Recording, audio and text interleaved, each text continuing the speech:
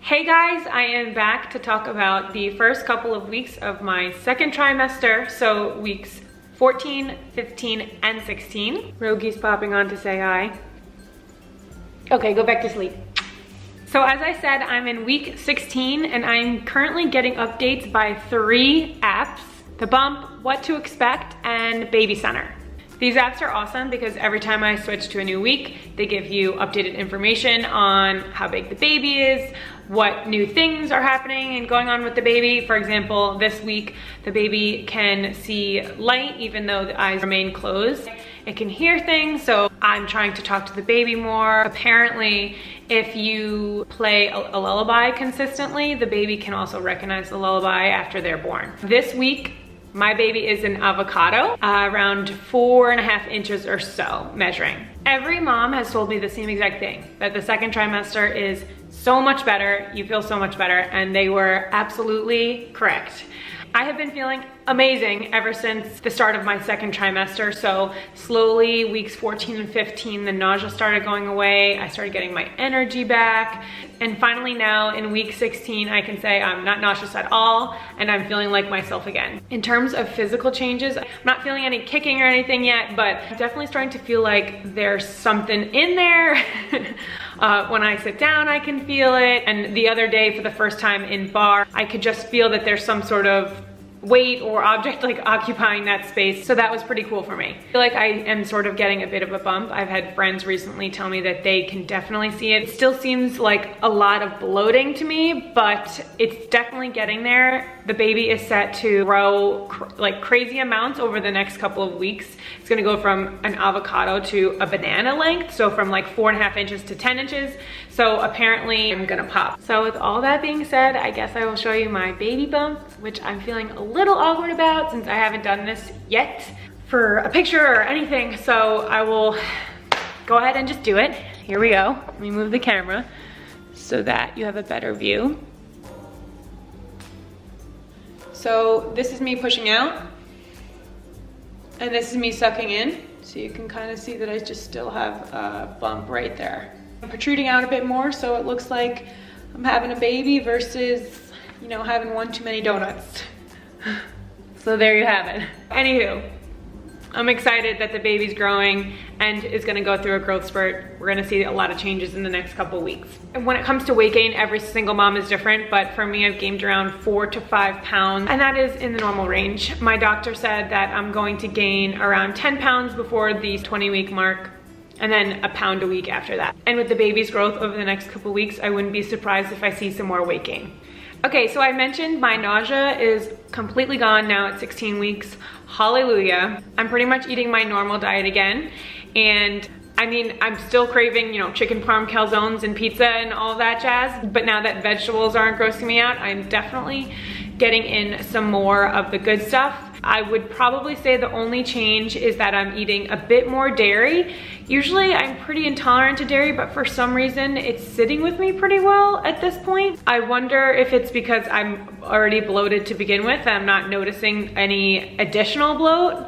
Mostly organic Greek yogurt and organic cottage cheese. It has a ton of protein and some good fat. It's feeling really good right now, so I'm gonna keep going with it. I still have some pretty weird food aversions.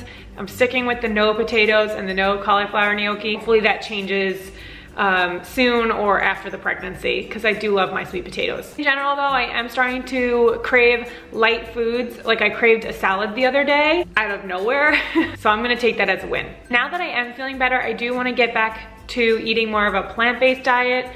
What I'm eating, the baby is eating, and I just wanna make sure now that it is possible for me to return to my old ways of eating, and they're the ways that I know make me feel great, I wanna make sure that I'm getting back to that and still treating myself and having things that I'm craving, but also just as much as possible getting back to eating a lot more vegetables and greens. My sisters and I really believe in epigenetics, which is the study of how our genes get expressed and how they're affected through diet and lifestyle. Rogi's here again. So I'm just kind of bringing that thought process in when it comes to the baby. If I can help bring about the best possible gene expression through eating the right foods, then why not try it?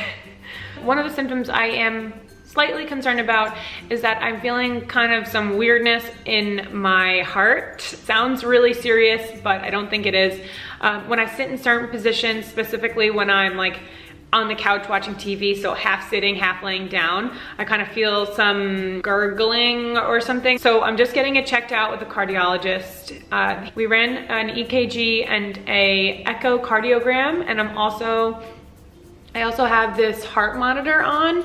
It's on like this super sticky Band-Aid, and I will have this on for 2 weeks. It connects with an iPhone. It's pretty high tech, and it's tracking my heart patterns over the next 2 weeks. Again, nothing super serious, but I think the doctor just wants to rule out if something is on the more serious side, and hopefully if there is, we can catch it with this monitor. When it comes to how I'm doing emotionally or mentally, it's really easy to find yourself worrying during pregnancy. In between checkups, you can find yourself really going down a rabbit hole on the internet and thinking about worst case scenarios, but for the most part, I'm just trying to stay super positive and zen. I'm trying to keep in mind that however I'm feeling, the baby's feeling, I just want to make sure that I am, telling him or her that everything is okay, we're safe, we're excited.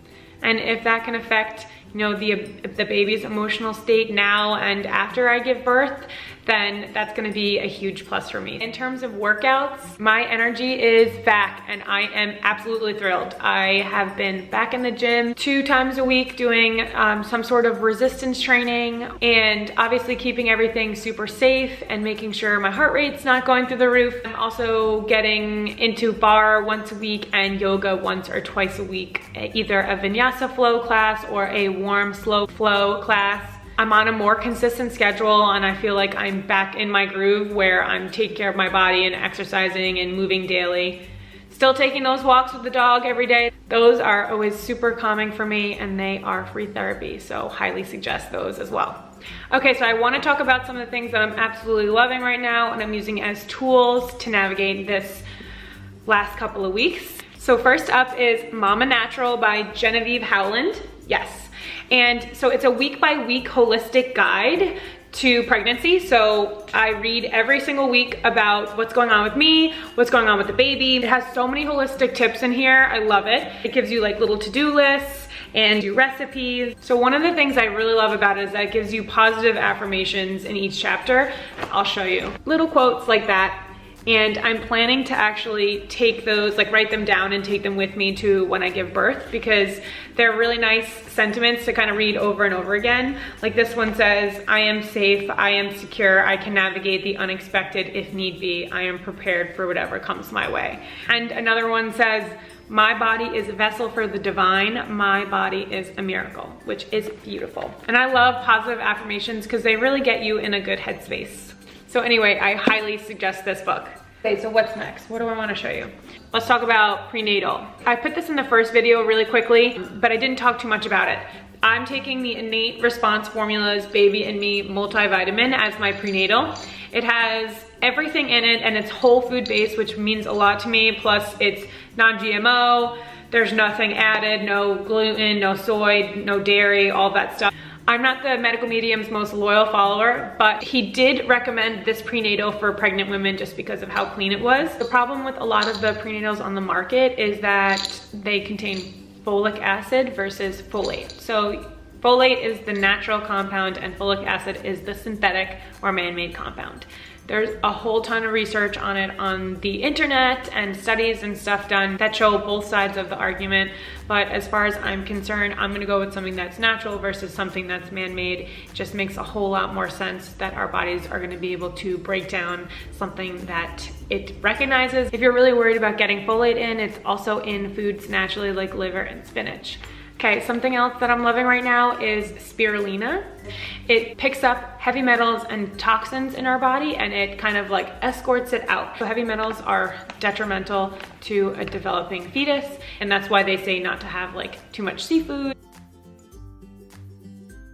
So this is something that I'm taking maybe every couple of days. I'm throwing it in a green smoothie. It also has a ton of other benefits. It has 2 grams protein in 1 teaspoon, which is pretty interesting. There's a lot of vitamin A which is 277% of your daily intake, and other vitamins and minerals like K and iron. Highly recommend having this. And this is actually cleared by my midwife, so make sure you talk to your doctor or your midwife before you start taking supplements like this. Something else that I've been loving lately is my Calm Natural Magnesium supplement. It's in a powder form. I hate the taste, although it says that it's unflavored. I really do like the effects that it's having on me. I notice that when I take it at night, I sleep so well through the night. So what I do is I heat up some water, pour it in a glass, and then 1 teaspoon of this, mix it around, and I usually add it with a bag of some sort of herbal tea. I'm sticking with lemon balm lately. I've been loving that to kind of mask the taste. I've been sipping on that before bed, and again, I notice how well I sleep. One of the other reasons why I started it was for constipation. In the middle of the first trimester, I was having issues with that since I wasn't eating my normal diet. This has been amazing in helping with both of those things, so if you're struggling with either, I highly recommend trying this out. Again, doctor cleared. And one of the last things that I'm loving lately, which is not food related at all, is my Primarily Pure baby oil. They sent it to me as a gift, which I'm so thankful for. I have been using it for probably a little over a week, and I'm obsessed with it. It is sunflower oil, apricot kernel oil, jojoba oil, I think I'm saying that right, and calendula flower, which you can see the flower in there. It's really pretty.